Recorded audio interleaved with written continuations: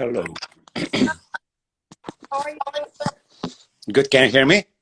Yes. Let me put on my headphones. Sorry, I should have done this ahead of time.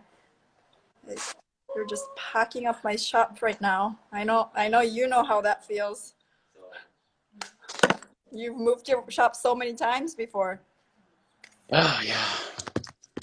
No? Hold on. I'm waiting. Oh, sorry.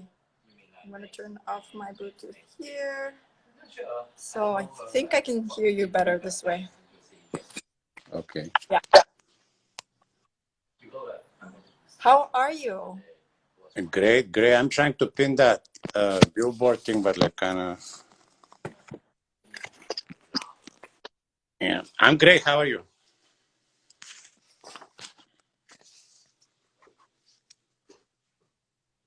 All right. We have a little circle on the top of your head. I'm back. There you Yes, go. it's nice hat, right? I don't know if you can see, but do you mind closing the door? Is that okay? But Brant here, he made this for me. It's so nice. It's his Mr. Brant's Craftsman. But he was a member and he made one for me. It has a what's it called?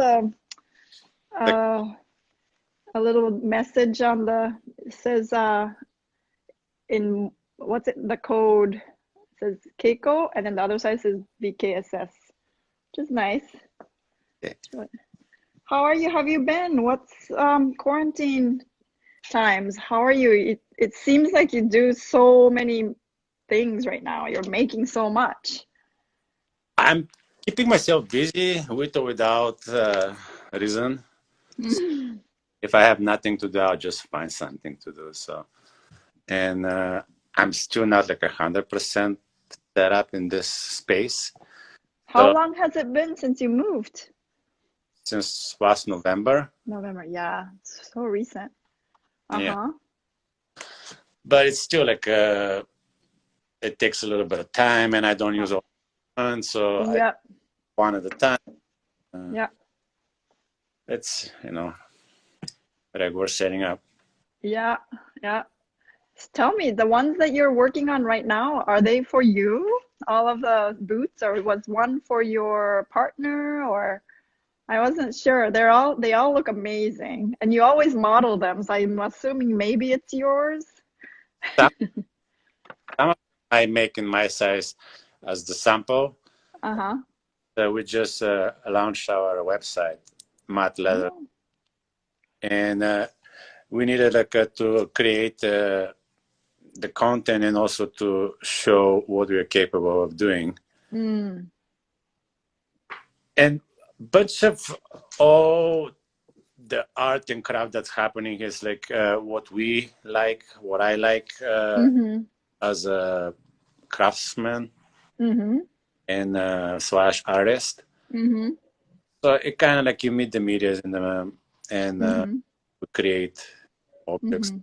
that are also pretty well made and wearable and functionable. And Nice.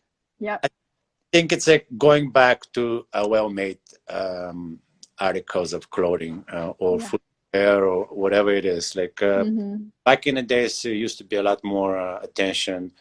A lot few people were doing it, and Yeah. now it's just like mass manufactured and like Yeah. quick. Yeah. Yeah. Yeah. Yeah. Did you make your shirt too No, that this you're is wearing? Okay. How about tell us a little bit about your work and time travel back to beginnings and your journey. I think you travel different continents too with your whole studio. Like, I've been left and right. yeah, I want to hear a little bit about your story. Is that okay? Sure thing. Okay, I'm born and raised in Bulgaria, and I started doing first sewing experiments and kind of was into it when I was 17 years old, and it was like, a bunch of fabric laying around. We had sewing machines in the house for some reason. My grandma had one of those foot operated. Yeah. was just fun to kind of time the whole rhythm, and she would let me do it. And one day she showed me how to thread it, and here we go. We start stitching fabrics. One thing led to another. I start making things for myself again, and then you're talking about the early 90s, of course, in so-called Eastern Europe. We would pick up any kind of fabric, upholsteries, you name it, and we'll just make them. Be fun. That's how I started sewing. Got interrupted for a second because I joined the Navy. Okay. After I was out, and kind of like roll right back into it. And I started doing a lot more jackets and pants. That was okay.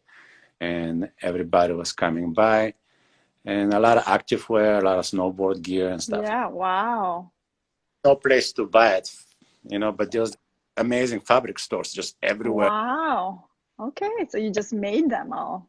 Yeah, fabric sewn like every other corner you can buy fabric. Oh, wow. Like the district of New York, but there are like 5 good stores in town that you can get nice fabrics. And that's how it was. And would you say your mentor is your grandmother? Or would you say you had a school? No, definitely no. When I decided to be a little bit more professional about this craft for tailoring, I pursued a degree in fashion in the Academy of Art University in San Francisco in 2000. So I got my master's in menswear. Supposed to be a fashion designer, but I was always leaning on the construction part, and I was more interested in making things. Yeah. Like concepting only. So the way I think is like when I actually physically make it and see it, and can change it from that prototype that I create. And working in 3D to me is easier than just 2D. So that's how I end up actually being pretty okay with pattern making. And I had this pretty experience, and I have the mindset, I would say. Yeah. Can I ask what software you use for pattern making? I saw some like digital pattern making. Is it a software just for pattern making? Pretty similar to the architectural cut. Okay. But it's like a trigger towards like pattern making, and a couple of tools that actually speed your process once the pattern is created, I would say. But that software much later when I was working, I would say corporate or whatever you want to call it. Yeah. Sitting on a desk in front of a computer and makes patterns all day long. So it becomes your second nature and has a traceability, and you can recall it. And when you're like a big company, you do want to create styles that are based on your best sellers, best fits, improve creating new styles all the time. Yeah. Which I actually try to do here in my place, just be new all the time. But I have been fortunate enough to work with a lot of great people, learn from a lot of great people, and just working left and right, kind of in rep zone and all. You learn here something there, something to teach people. It's back in. Yeah. So I kind of geared back, but then, so you learned in San Fran, and then you went to work, and then you learned from many people. And you went to Europe too? Was that something you? That's later on. Later on. Okay. After San Fran, after graduation, after I worked a few years there, I moved to New York to pursue my own career as a pattern maker and tailor. And New York was the place to apply yourself, I would say, with that. And also at that time I met my wife, and it was just good times. Yeah. Young, working out, the hours in the industry, and getting better every time you meet another designer, another architect, and then I was introduced to a lot of the manufacturing process there in the leather, and I started being like pretty well known for my leather knowledge and the expertise that I had around. So I got a lot of little orders, Oh, but interesting. going to the point where I start making shoes is like I needed to make shoes in my head. It's a pair of boots that I liked a lot. Yeah. Find it, the whole story. Yeah. And try to make your own. So once in experiments left and right, I was able to acquire the tools. Okay. I got a couple of the books, and I would say I was able to make a successful pair, like after like a year or so. Wow. What's your first, that 1 year, that successful pair? Do you still wear them? No, I give them away. Oh, yeah? Yeah, my foot grew quite a bit.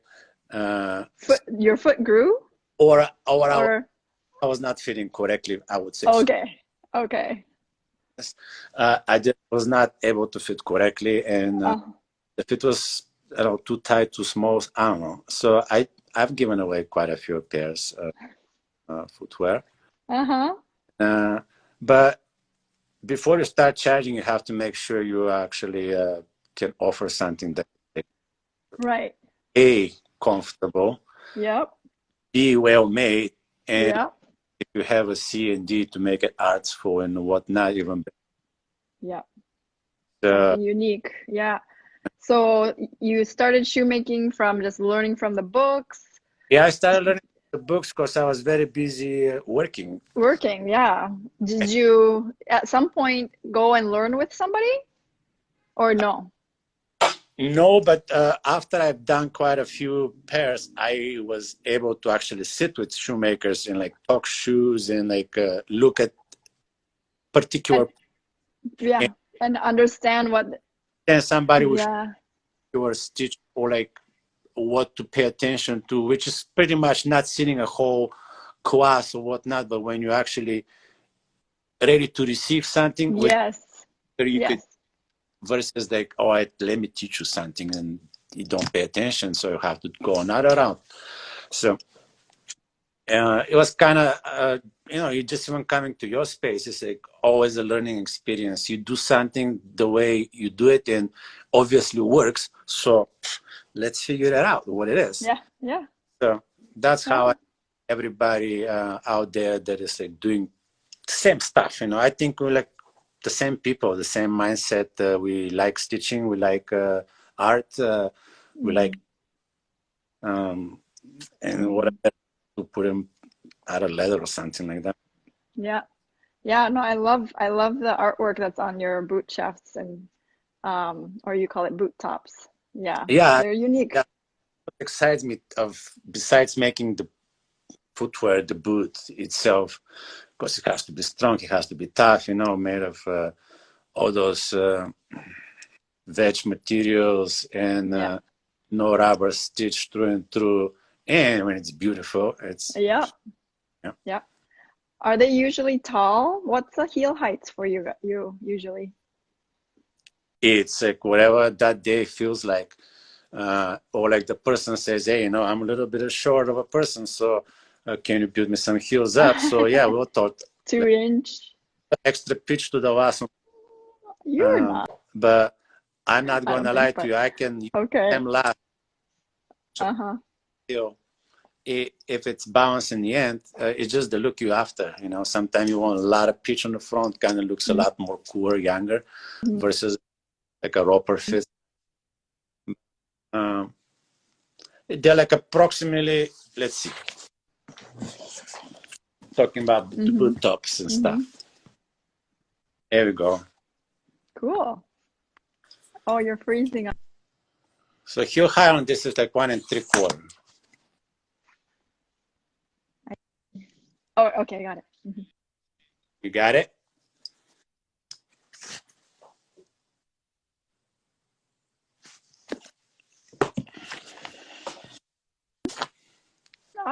Hello.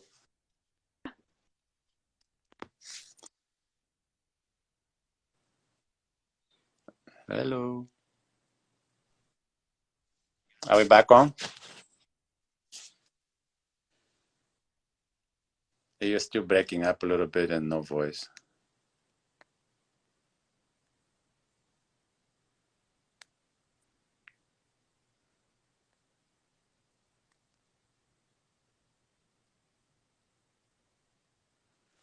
I'll be moving, just so you know.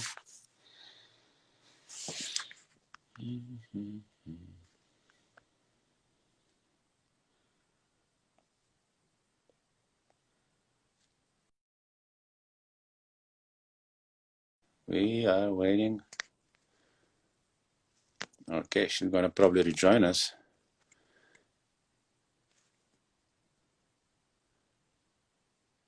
There we go.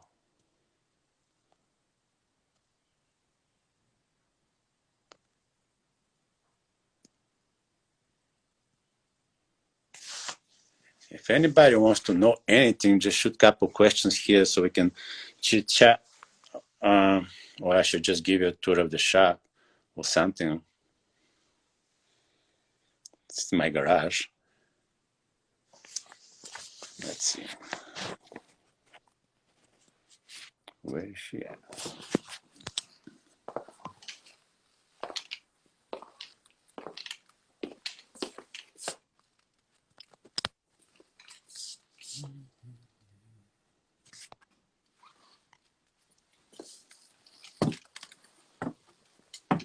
All right, let's do it. Let's go. I'll get you outside so you can get in. Listen to the birds and to the sounds of nature here. So anyhow,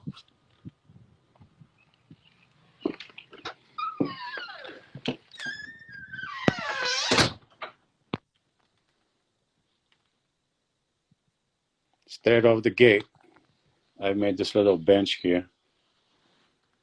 And I have my little clicking press. Sometimes I click my business cards, actually. I make them out of leather. I'm sorry. It's okay. It's beautiful view of the mountains. Is that your view right outside? Like, yeah, I live like on the base of the mountain. oh, so nice. So see, here's kind of storage of Lasts, yeah. Oh, forget about the last. Oh, for last. Okay. That's a little press. I Yeah. made little things. I have a couple of hand stitches here in the first. Just a neck. Very nice. So splitter. One dice set with the whole thing. Nice. Edge vintage machine. Oh, wow. And that's overview of the shop, right? From the wow, so organized. Oh, wow. No. I kind of shaft things around so you can look okay. It's very clean. So going to the left, finish. Wow. Land. Ooh. Is that the outsole curve needle? Yeah, but stitcher? I'm still working on it. I have like a couple of successful runs, and then I broke needles, and I needles. That's right here. Here, yeah.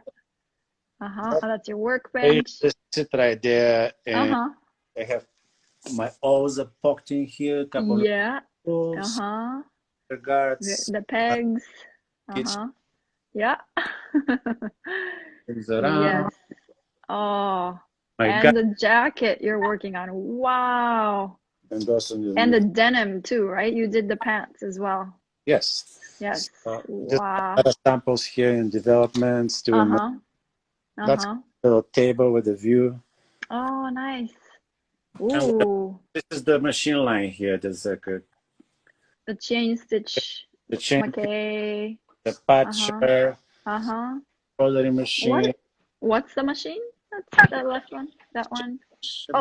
Oh. Okay. It's the top of the machine. Some tools here.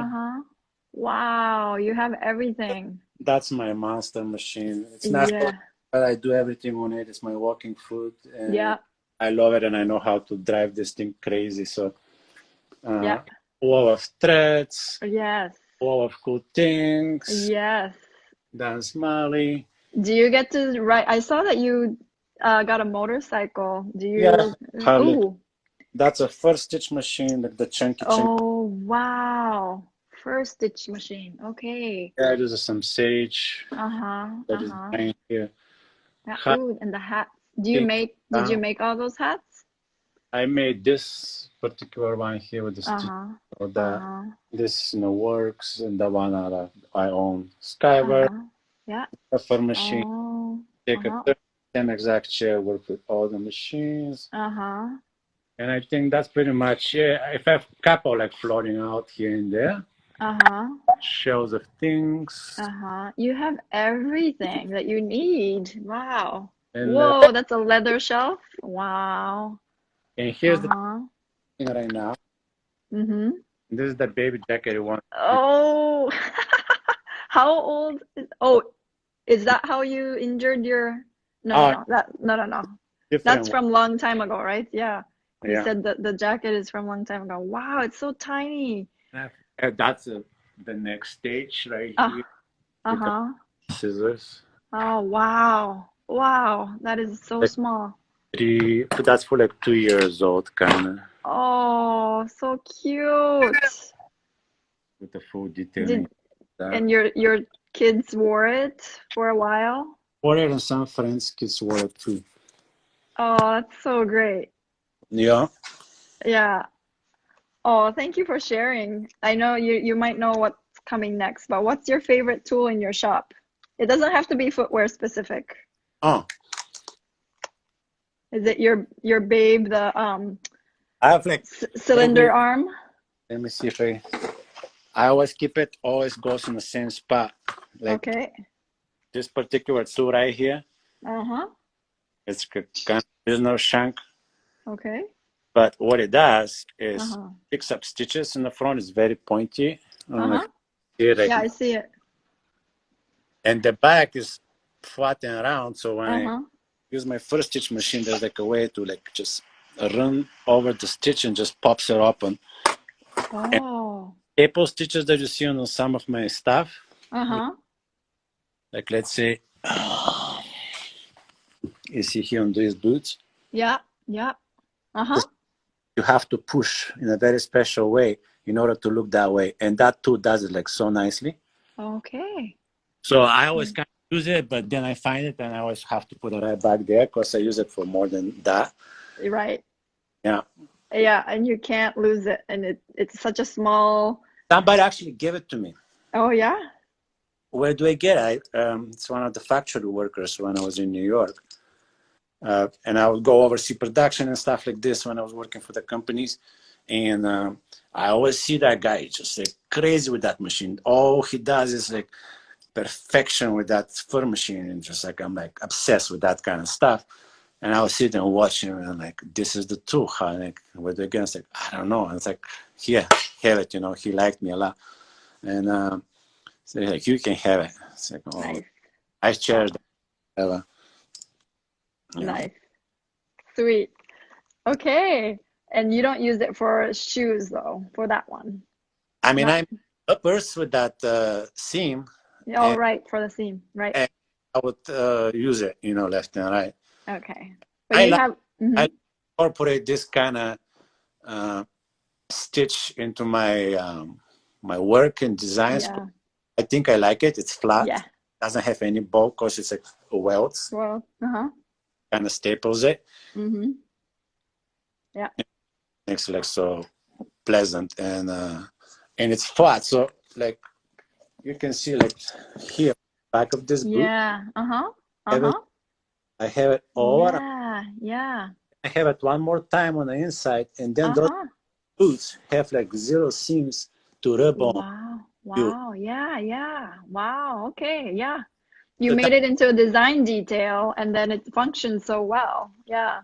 I mean, no, In it's that like I need boots without seams on. seams. So it's like super nice to wear it. I mean, I'm a hairy man, I'm not gonna lie. So don't take quite a bit of hair away. Oh, that's funny. So with your couture work, and bespoke work, so do you still work with some companies from the city when you were here? Or are you doing, how do people find you? Uh, it's word of mouth. I've never had Yes. a day. Maybe being on Instagram is the most visible I've been. Right.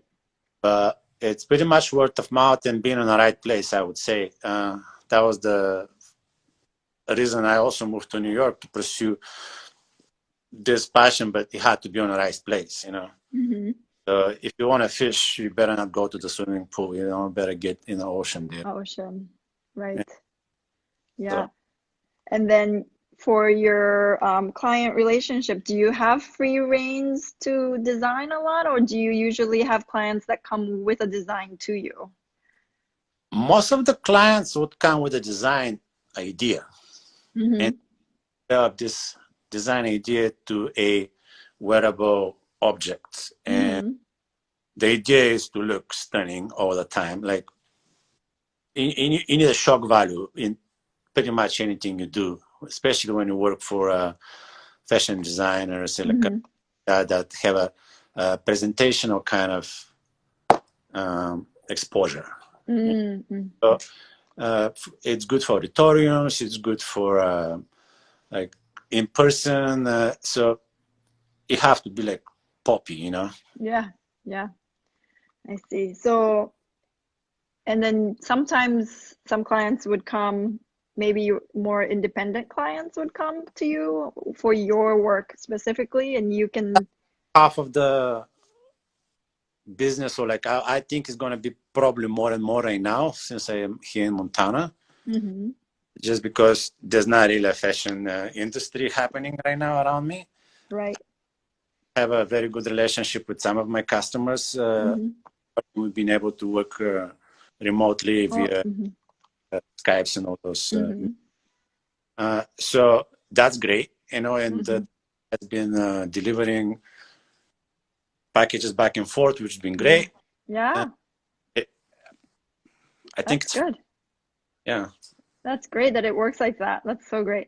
What's your favorite project so far? Anything from hats, shoes to garments to motorbike Oof. covers. Like you're so multifaceted that it's like, and I, you seem to enjoy everything, you know? You create. I it becomes a obsession of covering three-dimensional objects with material, being leather, being fabric, being. Mm-hmm. I've been making see-through plastic bags. You name it, it's just a material and it's an object and it's a ugly cover or a beautiful cover. So we're trying to make beautiful covers, Mm. uh, and that's in the simplicity of it. You know, so is it like a chair or is it like a garment? Of course, you have to really know how to make all those things. To me, it's kind of easy now because I've been doing it for like 29 years, close. Mm. Mm-hmm. And it's a second nature. I have my machines. I know exactly how they work, or like the expectation of the material and Yeah. whatnot Yeah. helps me. That's what Right. that's what actually my clients are looking for, Right. versus like training somebody to know all those, No. Right. Right. you know, which is the key element of this whole thing, to be alive, to train them. Yeah. But you know, but you have to keep on innovating and changing with the environment, I would say so. Yeah. Yeah. Yeah. Yeah. I like your motorcycle seat covers too. Have you done many of those? Oh, I've done quite a few, yeah. Yeah. Uh, Where do you get inspired, or is that also from customers, or is it all yours, or Those are typically customer-driven projects because everybody has an obsession with their motorbikes? Yeah. lifestyle. Yeah. It's very much like the doing a cowboy boot top. Mm-hmm. Uh, you have to say what the person wants, or like, oh, it's my favorite tattoo I wear on my seat. It's like, no Uh-huh. problem. Okay. So, or sometimes they just have a team, so you put some ideas together. Uh-huh. Yeah, actually, I'm just about to put a little kind of like a step, not step by step, but like, you know, one of those process videos that I do Yeah. about a seat. So it can Oh, yeah. happening inside it. You know, it's like, it's one to make a seat is different to make a seat, I would say. Mm, Gel pads inside, yeah. memory, Yeah. the tooling, the stitching, it's more than just like quickly covered with something Yeah. and put on a rain, you'll be fine, you know. Mm-hmm. That's usually for a bike that you park in the garage and you babysit that thing, you know. Yeah. And do you put like your maker's mark, like a logo onto any of that kind of work as well? It's tiny little maker mark. I have like a stamp. Poof. The stamp looks like this. I want to see. Well, I don't know what the stamp is floating right now. It's probably my two but this is my logo. Okay, nice, nice. So it doesn't say the words, it's like logo. Oh, beautiful. Mm-hmm. Tiny little bit like a Tiny one. Yeah, so it can, yeah, so it can be anywhere in a way. yeah, that's Very cool. when I have like a one that is like tiny little bit bigger, but Uh-huh.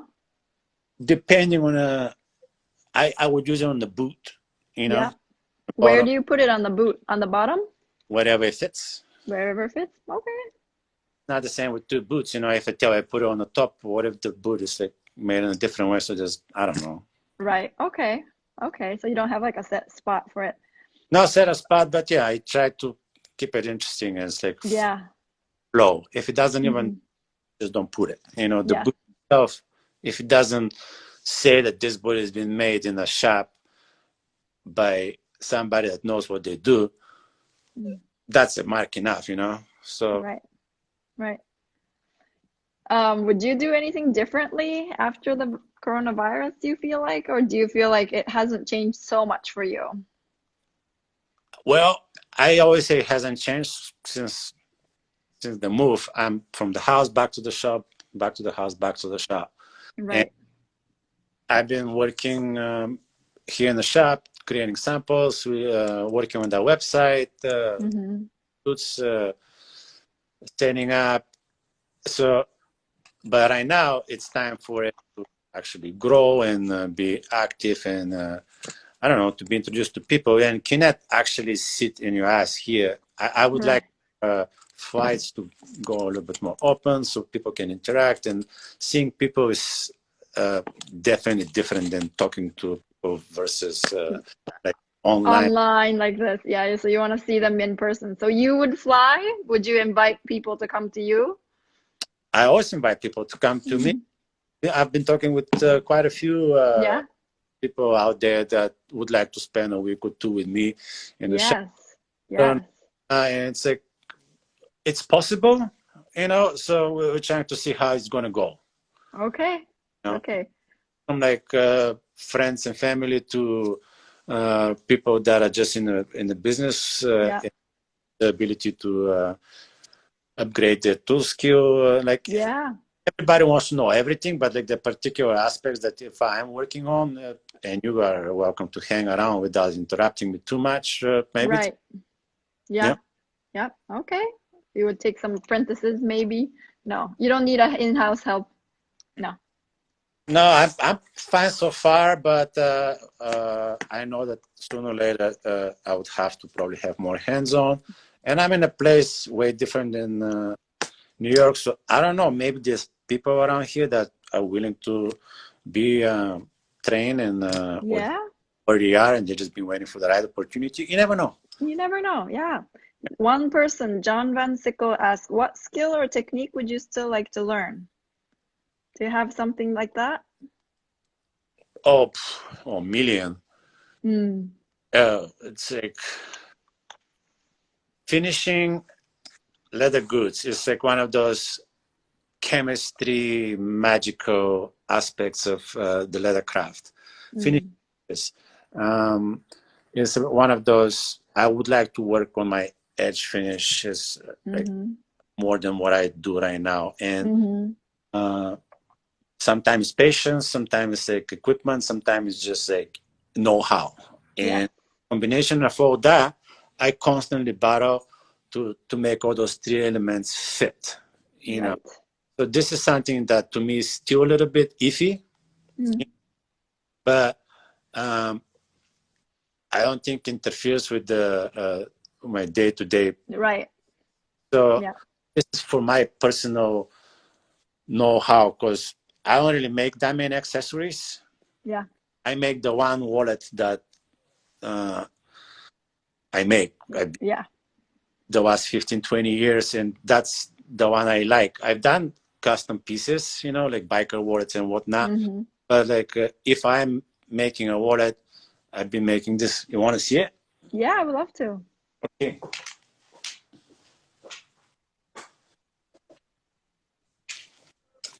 This is somebody says it needs to go in the mail. Mm. But little flippy thingy. Oh, okay. Uh-huh. And this, Oh, that's cool. and you wear it in your versus your back pocket. Mm-hmm. And this is like an exotic lizard. Yeah. But Mm. or just like simple leather looks the best to me. I've been carrying mine for like 15 years. It's the same thing. It's broken up and the snap just goes so nice. Mm-hmm. Everybody that knows much has one of those wallets. Oh, that's great. That's great.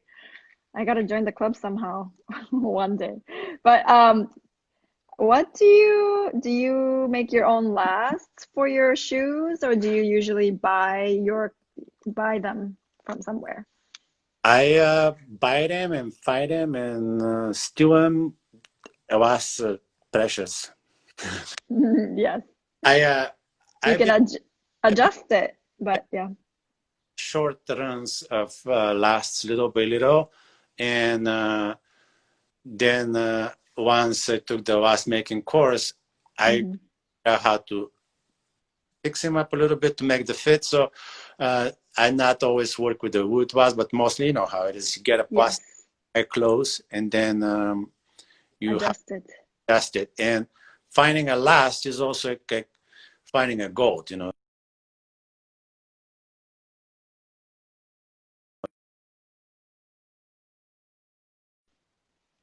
Yeah. Oh, am I freezing? no, I'm no, you're back. good. Oh, you're good. I'm good. Okay, good. Yeah, absolutely. If you have unlimited resources and the time, and like, I feel like right now you have maybe a lot of time, but at the same time, not really, what shoe would you make? Oh, what shoe? Mm-hmm. You just finished one, actually. I don't know how, like, ti timely you post your Instagrams, but I just saw some boots that you just finished. Hair Mm. ones? Yes, they're done. Uh, it's gonna be a boot for sure, and probably it's gonna be something elaborate.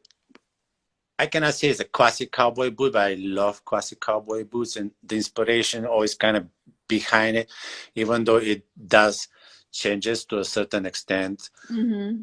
But every single sole that I Mm. hit it Mm-hmm. to the teeth, kind of constructed in a way that the traditional cowboy boots are made. Kind of sometimes depending on the size of the welt, or like maybe a full welt, depending Mm-hmm. on the boot. But the welder construction to me is like what made shoes so interesting to me. I Yeah. pairs with the glue, quickly cement. I don't. It did not excite me what one bit. You know, it's Right. like yeah, no, Too easy. Too yeah, easy. And and it doesn't last long. yeah, No. Yeah. Your outsoles are beautiful. It's like craft work that you put in all your detailing work, you do the tooling all around. Even though it gets worn, you make it so beautiful. And the I, nail work.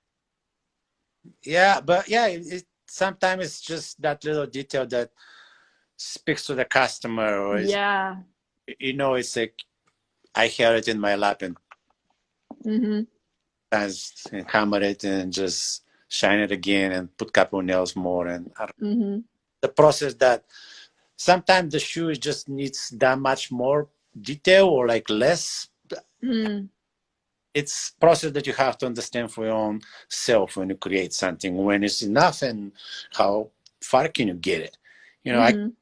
picture out of nails, but is it worth it in the end of the day? If I do have the time and the need, maybe, yeah. Mm. Yeah, yeah, yeah. But Do you wear your boots? Are you wearing one right now? all the time. I don't have any. Okay. I do have those back zipper. Oh, This is the quickest way in and out of the boot. yeah, Back zippers. yeah. And it's a camel leather. It's a camel leather with orange stitches. Uh-huh. So this is your special stitch you told us about. Yeah, Yeah. yeah. Very cool. I Do like you? making those back zipper boots. Yeah. Yeah, I've made maybe 8, 9 pairs by now. Mm-hmm. Kind of fun. Yeah. And you split the heel counter. Do you use thermal heel counter or do you use all leather? I use all All, that, all leather. put it, and put the stiffener, the Hush. Yeah. Yeah. Hirsch Kleber. Yeah. Yeah. Oh, user Vent says the details are so important. It's cool. Thank you. And then Uta, I don't know. I don't know if I'm saying it right. Believe this man, he knows everything. You. With a thumbs up. Yes. Good to see you, he says. I met him in Germany when I was there for 2 years. That's when my shoe craft a little bit better than, because I had the time for 2 years sabbatical, just go crazy. Oh, that's nice. Wake up, do that, and take care of kids. But that was, I did not work for 2 years as Was that a special? Yeah. Was that a special time? How long ago was that? That was 15 to 17. So. Oh, 3, 4, 5 years ago. 4, Years 5 ago. Okay. Oh, that must have been nice. That's what I found about you. That pretty much Instagram kind of picked up a little bit more, and then you popped up on the radar. So I came to visit when you had. I'm so bad with names. You just had him on the Japanese guy with the very pretty shoes. Yeah. Noriyuki Misawa. Yeah. Exhibition. Oh, yeah. So I came from Germany to deal with my apartment in New York for something, and I came and visit your shop. That was my first time. Oh, wow. Okay. We did Right. but Wow. met Bonnie that day. Yes. Wow. And then your kids, you have a family too. Are they kind of in and out of the workshop? Do they watch you work a lot, or are they not so interested? And they're just annoying. No, like in and out. It's like that's their home, and they're on a table, actually, my cutting table. So I kind of keep it clean, and like comes in the afternoon, here they are, dance party on the table. We put some music, they just dance, and and I don't know. Hopefully one day they'll be like sitting on their tushes and maybe do something, But yeah. But at least they're comfortable around the tools and everything, especially the little one. He touches all the dangerous stuff, and I just let him to kind of figure it out because I don't know. Yeah. Why not? He's there playing with that little bench on the floor. It's his playground. Oh, wow. Teaching O's and sandpaper. Wow. Okay. How old is he? 1.5. Okay. Wow. I would be like scared, like that he's gonna like poke his eye or something. But I guess he's learned from you. Oh, that's so great. Yeah. And the oldest one, how old is she? She's 13. Wow. Okay. Wow. Yeah. Okay. Yeah. Mine is 14 and a 7-month-old. But I'm like, okay, you have a big age difference too. Okay. Oh, that's so great. I really hope that like they come into the shop and like take on your skills. I feel like you need to preserve and pass on your skills. Well, we shall see. It is happening. I am constantly in touch with very interesting people, and just through exchange, you pass it on. Yeah, right. Small little bits and pieces. I love your videos that you post. It's really fun and interesting to watch. Yeah, thanks. It's like sometimes it takes away from the rhythm of working to make those videos, but I find it as you know, it's a community. So if you don't participate in the community, uh, what are you? You know, Right, right. give it a little bit of yourself, and if I can make it, maybe you can make it, or at least you know it's possible. Yeah, yeah, It's the most important to the artist sometimes, that it is possible sometime, or like yeah, how much you can bend the limits of things, right. and you can always push it even farther. But you know, it's like good to know what it does a little bit Yes, yes, versus it straight away. yeah. Yeah. You know, another super random thing. I missed the post about your finger. What happened to it? Are you okay? I Oh. just saw like the aftermath. Like this is what happened. What happened? I closing my garage door and my finger got jammed into it, so Oh, it became like a 1/8 flat. I, ouch. And it was the same finger that 5 months ago got reattached from a table. So, but Oh no. yeah, and now it has like the same stitches, but on the bottom. It's Oh, okay. Okay. But you can still work on stuff. Is it but it just happens. So I'm just kind of like, you see, taking it slow? Yeah. Yeah. I'll be safe. But do you get to ride your motorcycle? Do you have time to do that? Do you do more often? every time it's like a nice outside, every day I'll go out for a bit. Left now. Nice. It's Nice. just Is that something you used to do in New York too, or no? no. I used to do it in California, but Mm, moved to New York. I was in a whole different state of yeah, mind, and right. bought my motorcycle before I moved.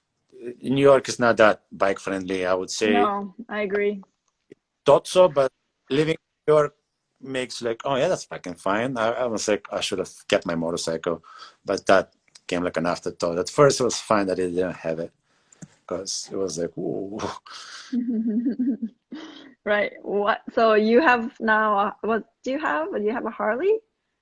Yeah, I have a Harley, Yeah. like 20 Cool. years old Harley. Very cool. Cool. Cool. Yeah. I love the seat that you made with the braids.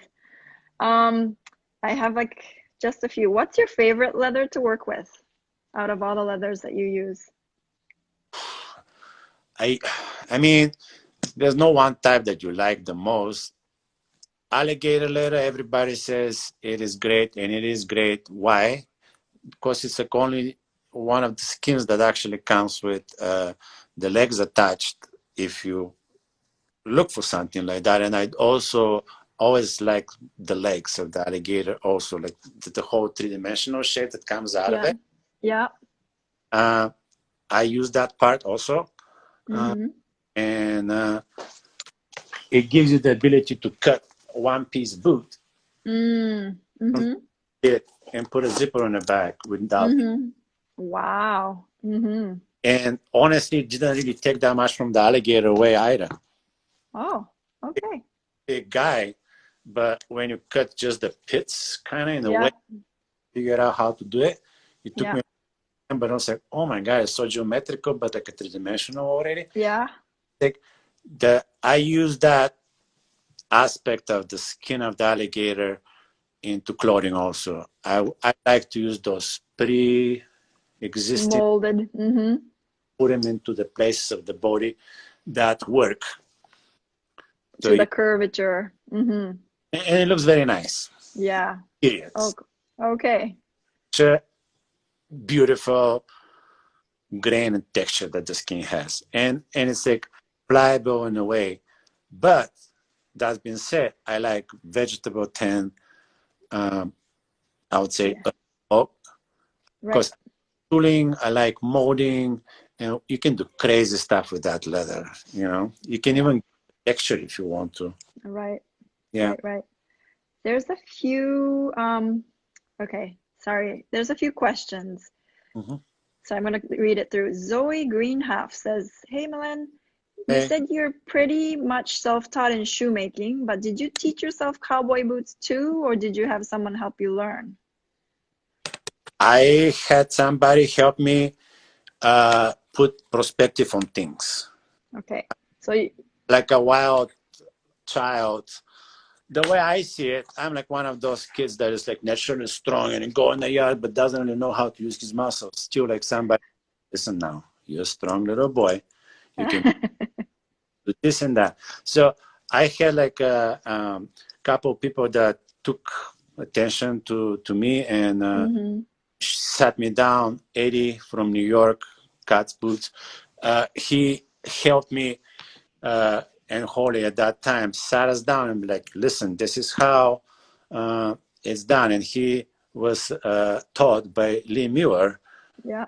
So to me, that was like practically, you know how you know somebody through like maybe 3 people? Yeah. Like you're like closer to one of the bootmakers, one person. And he is willing to explain to you like the basics, fundamentals of taking a measurement and creating that pattern. Because it's after the pattern is created, which is like 4 pieces, like, you know, front, back, and like probably, you know, if you use a crimping boards or not. But the way he taught us is like, you know, use a crimping board and do that and that. And I was like, whoa, you know, it's like makes so much more sense.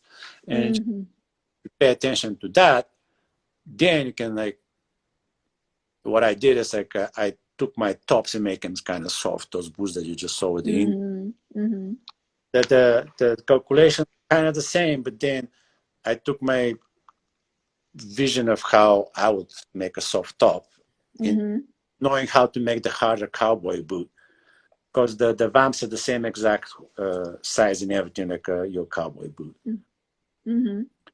So yeah, Eddie helped me like tremendously. It just kind of moments of like, oh yeah, and that, aha moment. yeah, and that's great.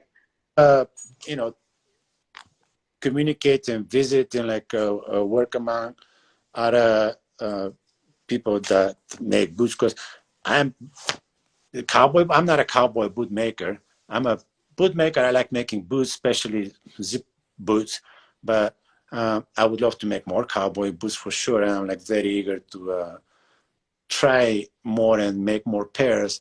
And by making more pairs, you actually learn more. Yeah, if you know how to select yourself, you can do it, because you have to have a certain aesthetic and knowledge about what you do as a craft in order to what you actually putting into it, and like why isn't there, is like, is it an extra step or is it actually need to be there for later on.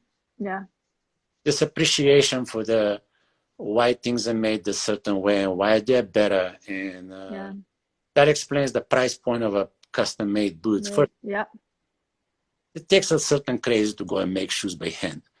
And I'm tailor, because I thought like handling leather for garments is heavy enough process, and most of the workers in the factory is actually dudes, because it's involving, and ladies are doing it just fine.